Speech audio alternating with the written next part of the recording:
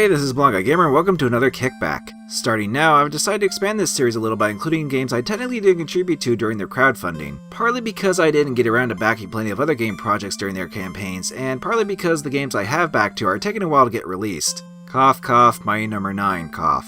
So to fill in the void, we're going to take a quick look at the explosively popular Undertale. Admittedly, I am late to the party, as this game came out in September of last year, and I did get this game a while ago as a birthday gift from Shadowsnake, which, again, thanks for that, but I've only just recently played through it for this video. Regardless of my procrastination, I still want to talk about this game even if plenty of other people have played and discussed it to the point where the popularity has reached some really high fanatical levels. Though rest assured, I didn't let that affect my expectations for Undertale. I just wanted to play to see what it was like and tell you what I thought of it. Simple as that. Undertale was funded through Kickstarter back in 2013 and was launched by Toby Fox, who primarily made the game with Temmie Chang for additional art assets. The goal was a humble $5,000, but raised over 10 times that and took over 2.5 years to make. Undertale takes place in the year 21X, where after a war between humans and monsters, the latter were sealed off into an underground area after losing. Playing as a human child, you stumble into the monster's domain and run into several of them along the way. The game plays as an RPG taking inspiration from the Mother and Shin Megami Tensei series as you encounter monsters in battles. While you do have the option to straight up attack with time hits, you are actually encouraged to spare enemies through alternative actions in order to end fights in non-violent ways. That in itself is already pretty unconventional, but what really makes Undertale's battle system unique is that during enemy turns, you have to move your soul, represented by a red heart, to avoid taking damage from their attacks for short periods, reminiscent of bullet hell style shoot-em-ups. Every monster has their own attack patterns to contend with, and bosses can even change the nature of how you control your soul during the defensive phase. This mechanic definitely makes fights in Undertale engaging to keep you on your toes. However, there are a few attacks I felt were a little unfair to avoid, though it could be because I'm not too proficient at bullet hell games. Otherwise, the dodge system is balanced for the most part and creatively implemented.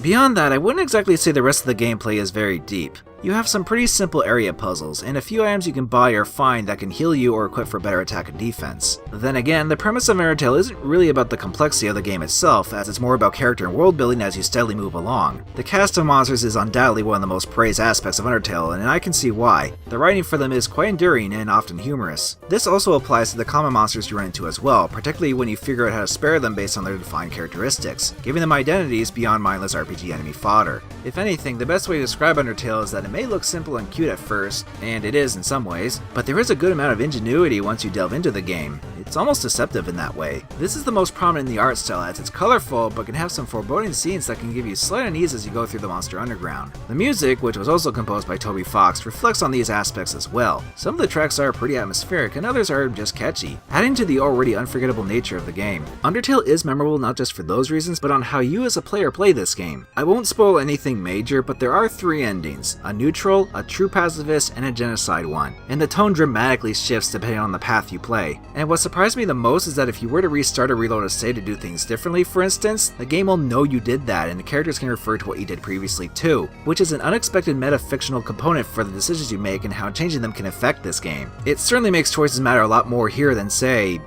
other games. With the overwhelming praise Undertale has received, I was a little worried I wouldn't get into it much, and while I'm not going to say this is the best thing since Sliced Bread Simulator, I still enjoyed it. I liked the charm, the twist of the narrative, the unconventional battle system, and even laughed at some of the absurd humor throughout. For a $10 indie Steam game that isn't too long, I say it's worth checking out if you're at least curious to see why this is so beloved if you haven't already. If games of this nature isn't your thing, then that's fine. You don't have to get it just because a lot of people like it. Either way, try not to let how crazy popular this game has gotten get to you, and if you already like this game, try not to go overboard with how much you like it, as that can backfire and make others that are not interested even less disinterested.